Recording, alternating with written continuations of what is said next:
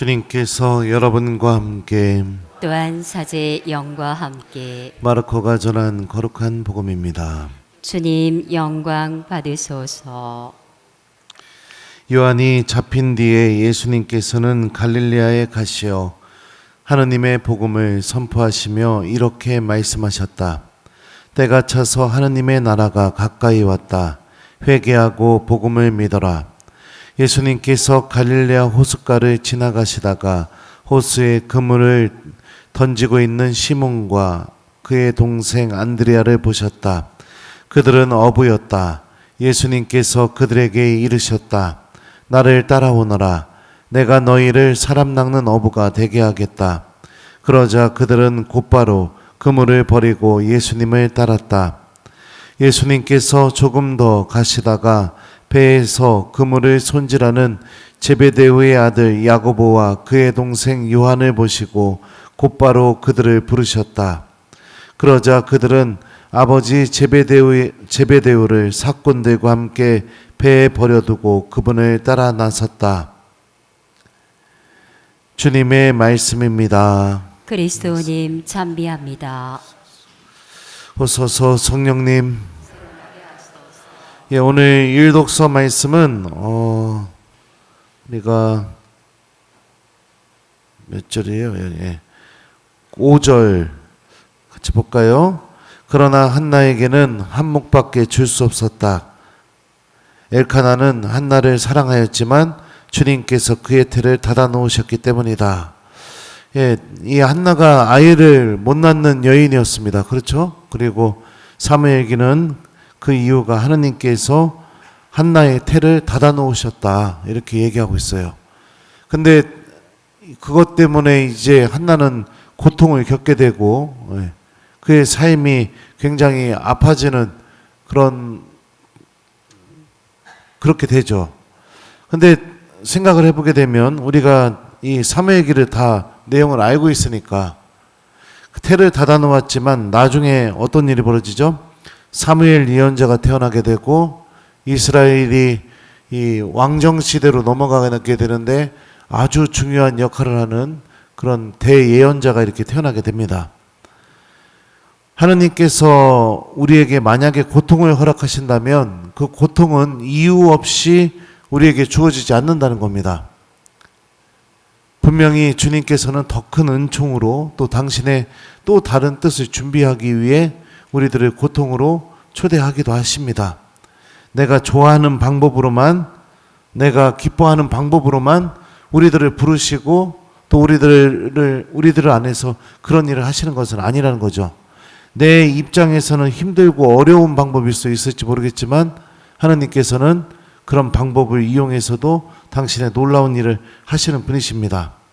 성모님도 마찬가지죠. 처녀 임태라는 거는 그 수락하게 되었을 때 그 삶이 얼마나 큰 고통으로 떨어지게 되겠어요. 그러니까 내가 좋아하는 것만 바라고 내가 좋아하는 방식으로만 하느님과 관계 맺으려고 하는 거고, 이런 이 마음가짐, 우리가 신앙생활 안에서 큰 교만일 수도 있고 하느님의 엄청난 계획과 뜻을 내가 거부하는 태도일 수도 있는 겁니다. 그래서 힘들고 어려운 일들 앞에서 나는 어떤 선택을 하는 신앙인인지 한번 일독서 말씀과 함께 묵상해 보시면 좋을 것 같습니다. 좋을 때만 주님께 감사드리고 행복할 때만 주님께 찬양을 드리고, 힘들고 어려운 일이 조금이라도 주어지게 되면 하느님을 원망하고 믿음의 회의를 느끼고 기도가 끊어져 버리고 미사에 오는 발걸음이 사라지고, 혹시 그런 건 아닌지 한번 잘 이렇게 들여다봤으면 좋겠어요. 내 자신의 모습을요. 그리고 오늘 복음 말씀을 보면 복음에서 예수님께서 이렇게 행동을 하시죠. 오늘 복음을 보면 여러분들 반복되는 단어가 있습니다. 그게 뭘까요? 16절에 보게 되면 예수님의 행동을 묘사할 때요, 보다라는 단어가 쓰였고요. 17절에 보면은 이르셨다 이렇게 나옵니다. 그러니까 이르셨다, 말씀하셨다, 뭐 이런 의미죠. 그러니까 주님께서는 보고 그 다음에 말씀하시거나 부르십니다. 또 다른 제자들의 부르심 장면도 보면요. 19절 보면은요. 그의 동생 요한을 보시고 이렇게 돼 있죠. 보다라는 단어가 쓰였고 그 다음에 20절을 보면 부르다, 부르셨다라는 단어가 쓰여요. 그러니까 하느님은, 예수님은 우리를 바라보시고 우리를 부르십니다. 그리고 베드로가 예수님께 부르심을 받았을 때 이 마르코 복음은 잘 표현이 안 되어 있지만 이 오늘 복음과 병행 구절인 루카 복음을 보게 되면 예수님께 이렇게 말해요. 주님, 저에게서 떠나 주십시오. 저는 죄가 많은 사람입니다. 이렇게 말하거든요.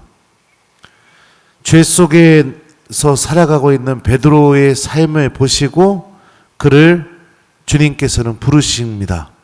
그리고 베드로와 그 다음에 나머지 이 예수님의 이 첫 번째 제자들이 예수님의 부르심에 응답하게 되었을 때 그들의 삶은 죄 속에서 살아가는 삶이 아니라 예수님의 말씀처럼 사람 낚는 어부의 삶, 새로운 하느님의 도구로서 쓰여지는 삶으로 삶이 완전히 변화가 되게 됩니다. 이게 부르심이 갖고 있는 아주 놀라운 신비인 거죠. 교회 안에서 우리들도 여러 가지 은총의 길로 하느님께 부르심을 받습니다. 주님께서 내 삶을 들여다보시고 나를 부르셔요. 다시 말하면 그 부르심이라는 것은 나의 삶이 죄의 연속으로 걸어가는 그 길에서 나를 꺼내줄 수 있는 은총이 담겨 있는 부르심이겠죠. 그리고 나의 삶이 하느님과 함께함으로 인해서 새로운 변화가 일어나게 하는 그런 은총이 담겨 있는 부르심이겠죠. 근데 본당 신부로서 이 하나님의 부르심의 목소리, 그러니까 신부님이 목소리가 되죠. 주님이 부르신다고, 하나님께서 봉사하길 원하신다고, 하나님께서 도와주길 원하신다고, 주님께서 새로운 도구를 찾고 계시다고. 이 하나님의 목소리가 되었을 때 본당 신부가요, 느껴지는 건 뭐냐면 오늘 복음을 보면 제자들의 행동은 뭐죠? 곧바로 그물을 버리고 예수님을 따랐다. 이런 표현이 나와요. 근데 그물도 안 버리고 그냥 저는 못합니다. 막 이런 경우들을 너무 많이 만납니다. 기도 생활을 열심히 하고 신앙 생활을 열심히 하게 될수록 우리 안에 어떤 열매가 맺어져야 될까요? 내가 할 수 있는 것만 하는 신앙인이 돼야 될까요?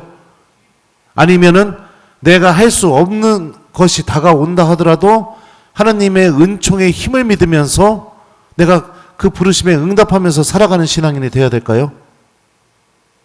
어떤 게 여러분들 올바른 신앙생활의 모습일까요?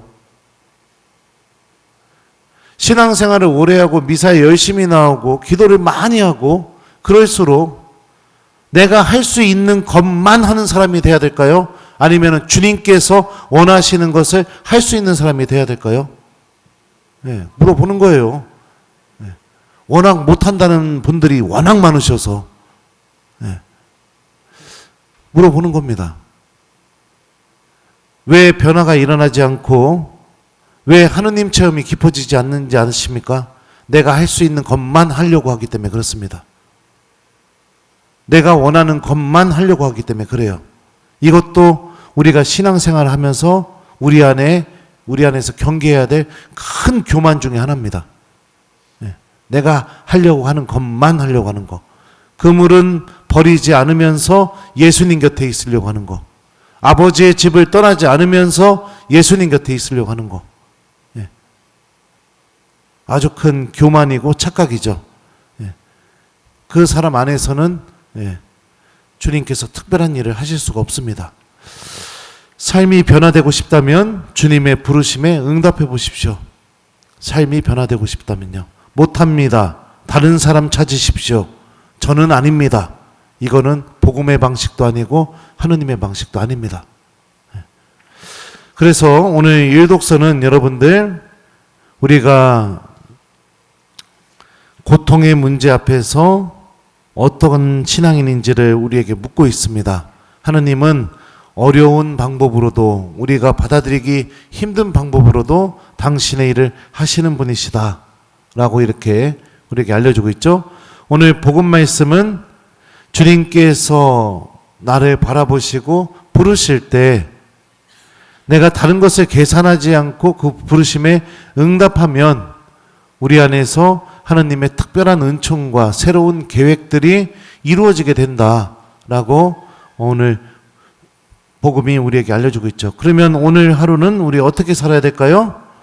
힘들고 어려운 일이 나에게 다가온다면 주님께서 이 일을 통해서 분명히 특별한 계획과 은총을 갖고 계시다고 우리가 희망을 갖고 그 일을 신앙의 힘과 함께 이겨내 보려고 하는 하루가 되었으면 좋겠고, 그리고 또 하느님께서 나를 부르시고 또 나를 원하신다는 것을 기억하면서 오늘 하루가 예수님을 잘 따라갈 수 있는 그런 하루, 나의 신앙생활이 내가 원하는 욕심을 채워나가는 여정이 아니라 하느님께서 나를 변화시키고 주님께서 원하시는 은총의 길로 나를 데려가실 수 있는 그런 신앙생활이 될 수 있는 그런 하루를 보내야겠죠. 그래서 오늘 하루 여러분들 내가 주님을 따라가고 있는 사람이라는 것을 기억하고 힘들고 어려운 일이 있을 때마다 하느님은 고통을 통해서 특별한 뜻과 계획을 이루신다는 것을 기억하면서 오늘 믿음을 잘 지켜내는 그런 하루를 보냈으면 좋겠습니다. 좋은 하루 보내십시오.